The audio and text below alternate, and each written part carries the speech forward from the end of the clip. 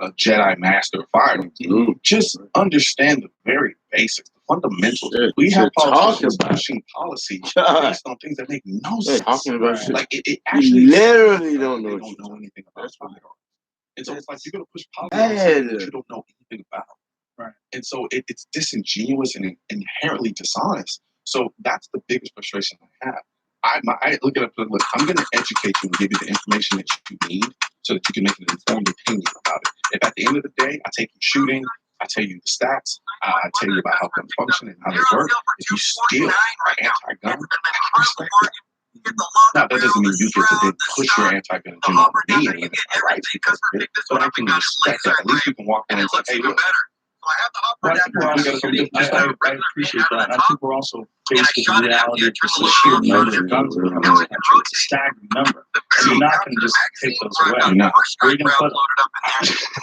And that's just, now there's some people who are like, well, we can evolve the number over time, right? We can put these laws in and they can get back for a little bit. And over time. I like how you're doing that weird voice. Yeah, I was doing that. That's do weird all the time. Would you be interested in sitting down, like maybe on this show, if I had an anti-gun advocate? I beg for it. Okay. Not to say, not here's someone the thing. reasonable. Here's the thing. I'm not trying to get up here and crush this person and all that stuff. I've done that to death, right? But I do want to have the conversation.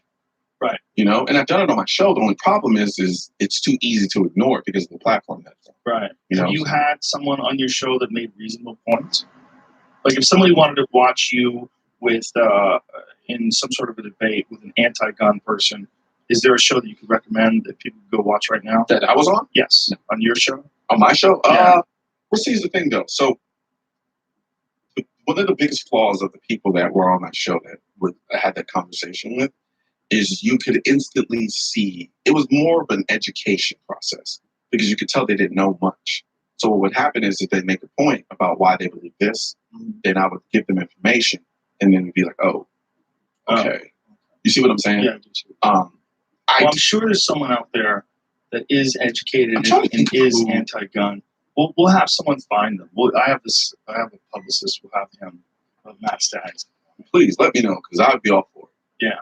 I really would. There's probably someone out there that's reasonable, that has good points, and has a well thought out, sound argument. It would be interesting to listen to you talk to that person. Absolutely. But I think one of the things we can take away from this is that it's a messy situation. It's not clean. It's not like, hey, we're putting poison in the water. Stop putting poison in the water. Clean up the water. It is not that simple. It's super complicated. It deals with mental health. It deals with freedom. It deals with law-abiding people who aren't doing anything wrong, where people are trying to take away their rights. They're enthusiasts. They love guns. And I don't think there's look, here's a perfect example. You're sitting here with a gun on your shirt. What kind of gun is that? AR-15. You have an AR-15? Yeah, actually so. I have an archery shirt on. I could walk anywhere with this. Yes. No one would feel threatened. No. I'll kill the fuck out of you with this bow, right? But no one would feel threatened. But if you walk around with that, people will, they'll like, oh, you are one of those guys. What are guys. you doing? You're a gun guy. Yeah. Are you telling people you have that on you? Yeah. Is that what you're saying? Are you warning people you're a dangerous person? Oh, you're an archery enthusiast. Oh, so I did archery at camp. When I was in the Boy Scouts, we shot bows. We shot recurve. I'm going to start opening girls at the bar with that. Yeah. I shoot archery. It's not a bad move, man. It's not a bad move. So listen, I appreciate the conversation. I don't think we got anywhere, but I don't think you can. I think we talked about it. Well, I mean, to be honest with you, it's a conversation that needs. So here's what happens: things happen in our reality that force a specific focus on the part of the conversation. Right. And so, of course, we weren't going to. I don't know how long we've been here. How long have we been here? 2 hours. 2 hours. Right. We've been having this gun debate for how long now in this Hundreds country? of years. Right. Yeah. But I think for a lot of people, especially people who follow me, they wanted me to come on your show not because you and I were going to come to an answer, but to educate. Right. Well, also to have what we have on the show, what I try to have on the show, just discussion, just talk. Yeah, exactly. And let people talk, let people express themselves. Yeah. And I think you definitely did that today. You express yourself. You're a very reasonable guy. Anybody looks at you and says you're a maniacal gun nut, that's you're pulling that out of your own head. But I would love to do that, and we'll try to find somebody. We'll try to find somebody if you're open to that. Absolutely. We'll try to find somebody that could could argue the point. But thank you, brother. Really Absolutely. appreciate it. Thanks for having me. Great talking. Pleasure. Hey guys, real quick before you leave, I get a lot of questions from you all about the merchandise that I wear in my videos. It's hat, shirt, that I have. All of the stuff can be found online at shop.mrnapoleonward.com. On it, I have a whole host of items like branded hats, shirts, tumblers, and sweatshirts, you name it, along with hoodies, as well as the AR-15 detail design. I have all those products as well, along with Amosexual brand and my CE logo stuff. So be sure to click the link in this video and order your stuff today. Just put it on the wall. On the surface, the Pew Pew Life is homage to our days as children playing cops and robbers, when our guns were nothing more than a raised thumb, an outstretched middle and index finger, and the pew pew sounds coming from our cookie crumb covered mouths. However, below the surface, the Pew Pew Life represents a people who take the symbolic and literal representation of gun ownership very seriously. The gun represents a source of protection for ourselves, our families, and the people we love. Guns also provided a sense of enjoyment and fun to our lives. And for this, we make no apologies. Symbolically, the gun is a beacon of freedom and natural rights, because there is no more natural right than the right of self-preservation. One who cannot exercise this right cannot call himself free. This is why we embrace the Pew Pew Life, because ultimately, it's about the people. And then I did my actual work, like school-wise, right? And I liked being the voice for people. I like being able to speak to people who can't articulate certain things the way that maybe I can. And I never saw this going the way that it did, but I'm doing exactly what I always wanted to do. And for me, with the gun thing, I remember I'd be in class in law school, and the way that the seats are staggered, they're like stadium seats, right? So if I'm on my computer and you're behind me, you can see what I'm doing on my computer. And I'd be in class and I'm researching guns and stuff like that, right? And dude, people, and the thing is, a lot of things that were being said about me, I didn't even know about till later on.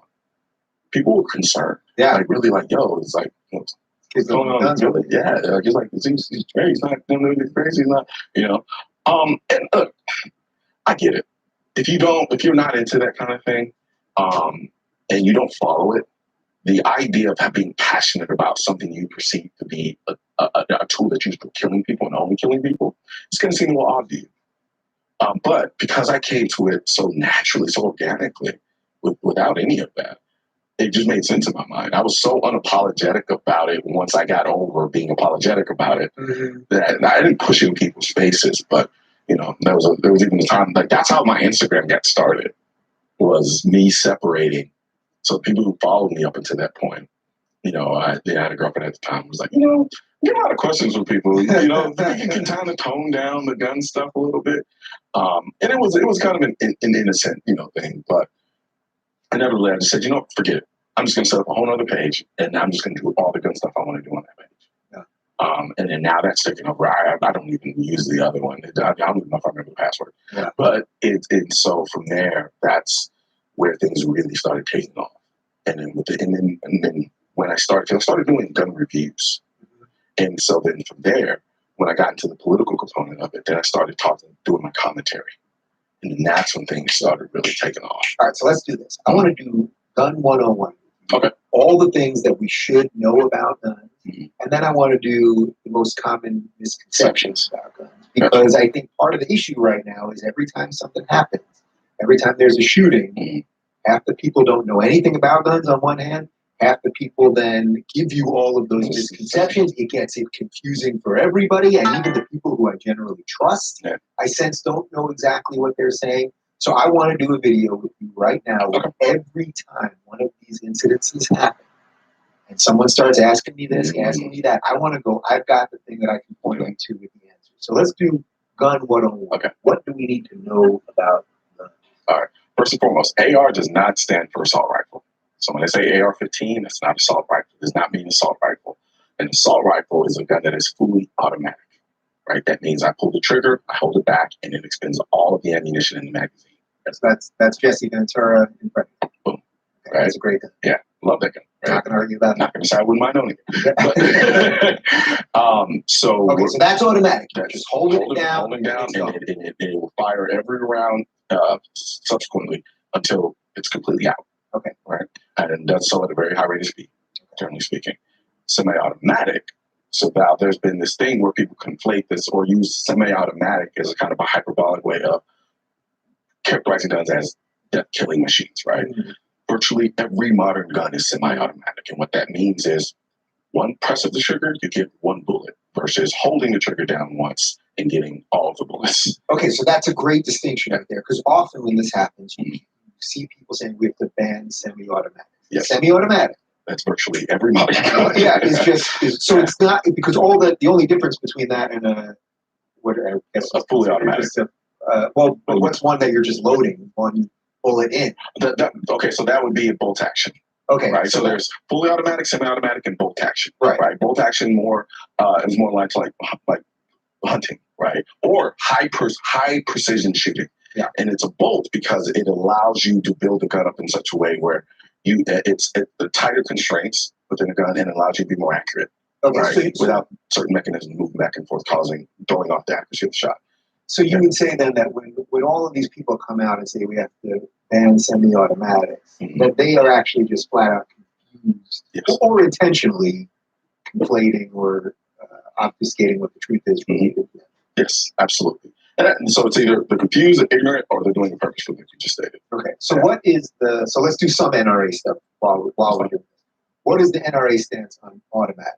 Just being able to hold and shoot. I mean, the way it's currently regulated is the way it stands.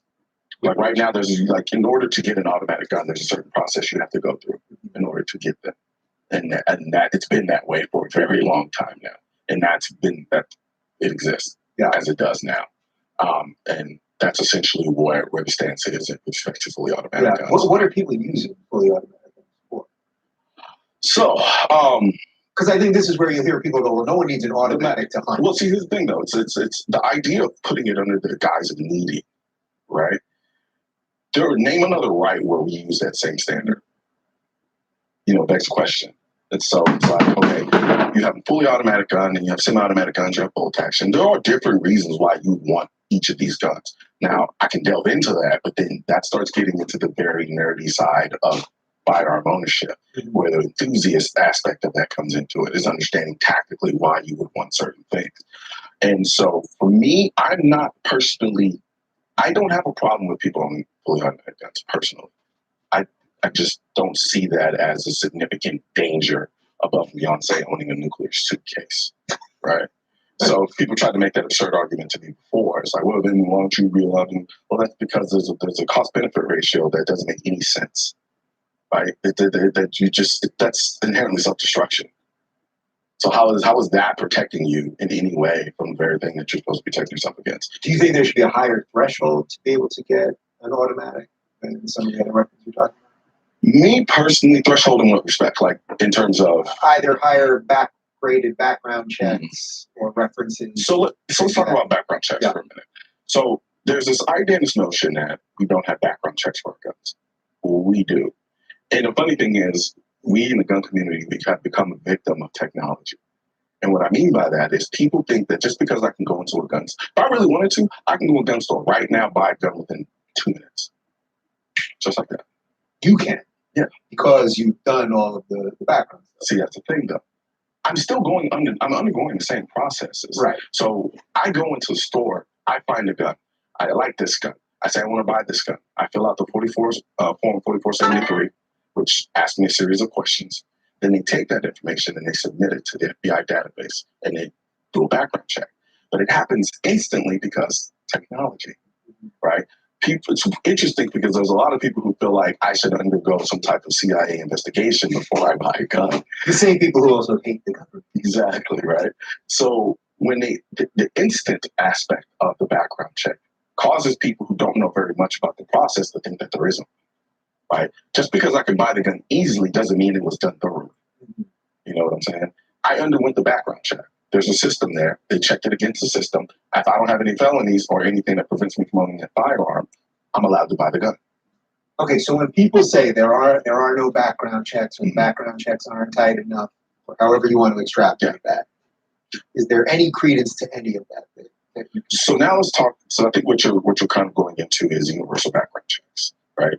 So when they say universal back, now they do conflate these terminologies. There's universal background check is a very specific statement.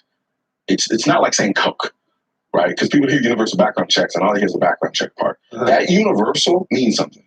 And what that means is it's a requirement that on every single transaction you have to undergo a background check, even private transactions, right? So right now in California, if I had a gun, right, I can bring a gun into California, I just can't carry it. But if you were like, hey, Cons, I like that gun you have, right? I want to buy it from you. In California, I can't sell it to you, right? Now, here's what I can do. I can say, all right, cool. When I get back to Texas, I'll transfer the gun to a gun store here in California if it's on the specific list that allows you to actually own that gun. Right, because California has a designated list. stricter Exactly. list. Yeah. And then you would have to go to the gun store and then buy it, right? Now, let's say I decided to give you the gun anyway, privately, right now, in this room. No one else is here but you and I sell you the gun. Yeah, I mean, I don't have any plans on going to jail. And I sell you the gun. And then let's say you have the gun. What is there to check against? What database is there to check against to determine whether or not you got a background check for that gun? Now, I just completed 2 issues right now. Yeah. So, well, if we did it on the DL, there's no way. Yeah. And that's what the whole concept of the universal background check is. It is to require a background check for every private transaction. Now, legally right now, I can't do it. But like in Texas, I can sell a gun to a friend. And as long as I know he's not a prohibited person and I know he's not a felon, I can sell him that gun. Exactly. No problem. I did that before. What the universal background check ATF suggests is he should be required to undergo a background check before I can sell him that gun. Literally. That would mean he and I would You have to go boys to a won't gun be able to store say shit. and undergo a background check. Then he can go. Literally, so the problem with the way it is currently, say in Texas, the way you're describing, that you just would not know potentially enough information about the person you're selling. Yes, that's a potential. Absolutely. And so the reason why I'm against the universal background check is because there is no other way to enforce it for a national registry. Because otherwise you have nothing to check it against. Right. To say, if a cop walks down the street and sees you have a gun, he's like, did you get a background check for that gun? Yeah. Right. How is he going to prove otherwise? Unless there's a national registry. Right. And then he goes, okay, fine. Well, then let's have a national registry. No. Because we've seen time and time again that when the governments have a national registry for firearms, they subsequently use it to confiscate guns. Mm-hmm. Now, the problem is when you say that, they try to put the tinfoil hat on you, right? Except because what they envision is, roving truck, black military trucks coming down the street, pulling guns from people's houses. No, that's not what happens or how they do it. It's constructive. Mm-hmm. And then you have potential presidential candidates like Hillary Clinton suggesting we should take up the Australian model, which did that very thing. They use a national gun registration to tell people to say, you know what, you need to turn in your guns. It's a voluntary buyback. Mm-hmm. No, it's a mandatory buyback, right? So, and if you don't sell your guns back, guess what? You go to jail. You're fine. That's a confiscation. Yeah, it's a constructive confiscation, but a confiscation nonetheless. Just because they didn't roll the military trucks down the street and pull them out of your house doesn't mean it isn't confiscation. Mm-hmm. And so that's why I'm adamantly against universal background checks unless you can demonstrate a way for me for it to be applied in such a way that would not require a gun registry. Because I do not trust my government not to exploit that registry in their favor. Yeah. So how much of this then, because we talked about it, you said to me right before we started, you're sort of a libertarian. Mm-hmm. I think it's exactly what you said. I don't want to put words in your mouth. How much of this does go back to that states should be able to make the decisions that they see fit? I mean, I suspect you probably wouldn't be that thrilled living in California other than the weather. I'm here in California. Weather, women. But, yeah, I think that's pretty good food. Yeah, we do. Yeah, I'm not complaining about that. So, see, that's just it too. It's like, well, how far do those states' rights go from the standpoint of violating my Second Amendment right? Right? I believe in states' rights, right? To the point you start violating my constitutional ones. And so when you have places like California, which I think I'm being currently violated now. The fact that I can't carry my gun. What is the difference? I can take my car with my Texas license and drive it right into California.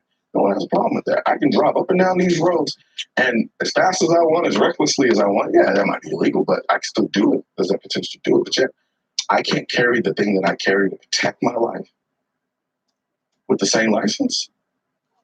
That doesn't make some sense to me. Like, am I in any less danger here than I would be in Texas? If anything, I can make the argument that there's more danger for me here in that I don't know the area very well. So in a weird way, you're actually making a non-states rights argument, right? Mhm. Because if you're saying you want the same thing everywhere, that's not a states rights argument. It's not that, but that's what I'm saying. Yeah. Because that's under the guise of me feeling like me not being able to carry is a violation of my constitutional right. Right? Because states' rights doesn't allow them to violate those constitutional rights. And that's the argument I'm making. Now, it's difficult because then you start talking about the idea of having a uniform, like concealed carry platform, right? Where one license allows you to carry a gun everywhere, right? Then you start getting into the weeds about, okay, well, that's violating states' rights. That's only if you don't see my ability to carry a firearm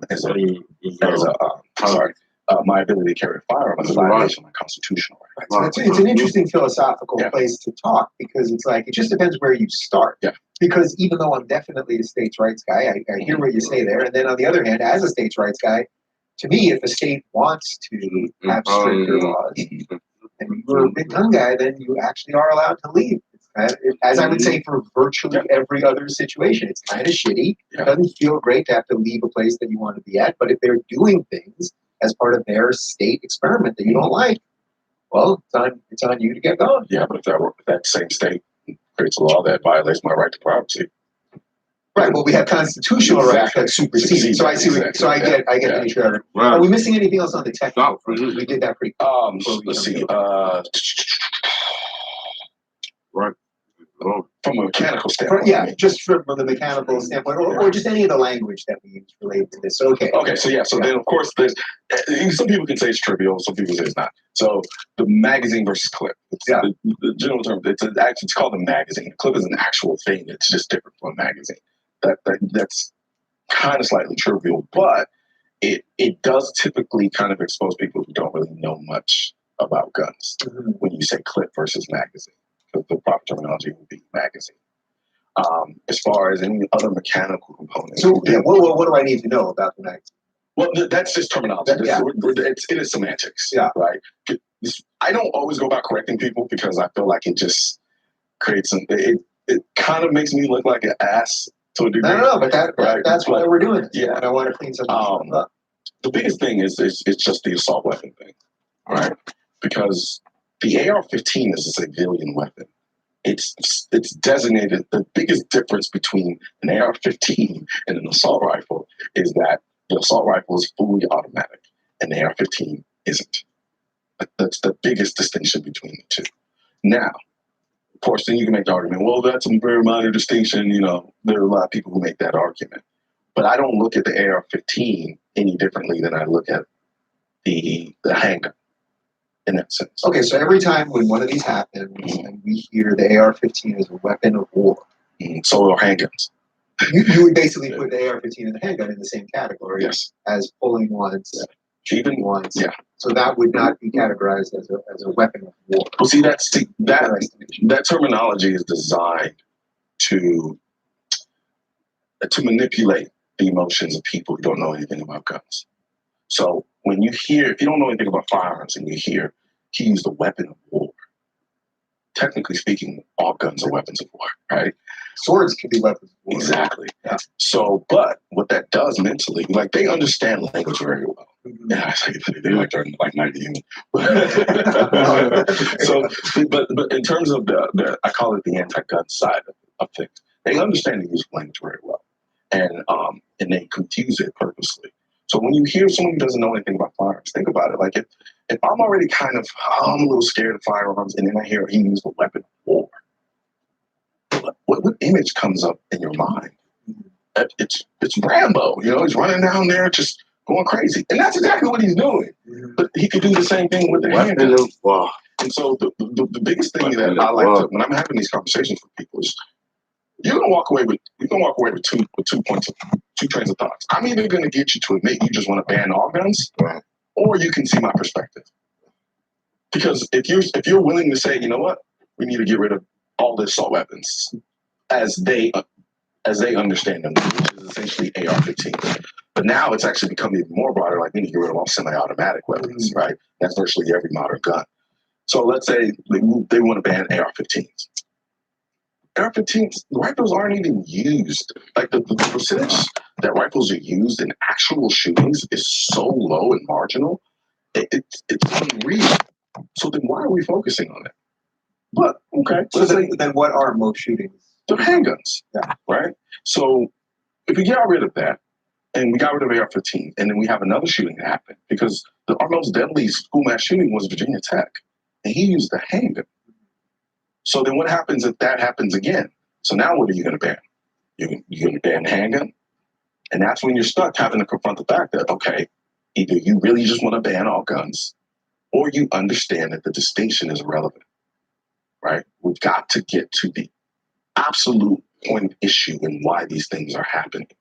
And focusing on guns is doing a disservice to the conversation. It sounds like I'm using a bigger issue as a scapegoat. But in reality, if you really sit down and think about it, right, we have over 300, close to 400 million guns in this country. They're not going anywhere. And understanding that, you've got to then sit down and say to yourself, all right, if we're going to try to fix this issue of gun violence or just violence in general, you've got to get to the root of the issue, why people are doing it. And then understanding that, staying within the context of reality, we've got to understand, well, in the process, I still have to protect myself. And because people are still going to be able to get their hands on guns, whether legal or not, and use them to commit crimes and to threaten people's lives, I've got to be put in a situation to defend against that. So you can ban all the AR-15s you want, doesn't mean it's going to stop somebody from getting one on the black market. So now, yes, I don't run from the fact that the AR-15 is a more powerful platform. That I agree with. And I don't run from that. There are going to be people who are going to be mad at me for saying that. But the reason why I don't run from it is because that's the very reason why I want an AR-15. When it comes to defending my life, I don't want it to be a fair fight. Period. I don't want to have to confront someone with an AR-15 with a handgun if I don't have to. If you come in my house, I'm not grabbing a handgun. I'm grabbing an AR-15. See, we have this strange thing. It's like when people will say, okay, well, the Second Amendment says the right to bear arms, and then they'll put up a picture of, the type of arms that existed way back when. And it's like, well, then we should have the right to that, because that's what they were talking about. And it's like, this is so disingenuous. Very disingenuous. It's like they were also talking about why you should be able to form a militia, and it's like, the thing that we'd be fighting against now has a lot more power. And it doesn't mean that just because you have some guns, you're going to be able to stop the guys in the black trucks, as you talked about earlier. But maybe you could defend yourself a little bit longer, and who knows what happens with a little bit of time. I mean, we're going to be real with it. We're still fighting in Afghanistan, and those guys over there are just using AK-47s. You know what I'm saying? So like, we can't, just because we're going to lose doesn't mean we just lie down and do it. And the whole notion of like, man, I just lost my train of thought. This idea of owning firearms to combat the government, and they think it's preposterous. But I'm like, ask the people in Venezuela. What's going on? And again, these are now the people, at least in this current moment, people who say that the government is run by Orange Hitler. Exactly. Man, it really, well, this is a good spot to, I think, change some minds. And as I said to you before we sat down, I've never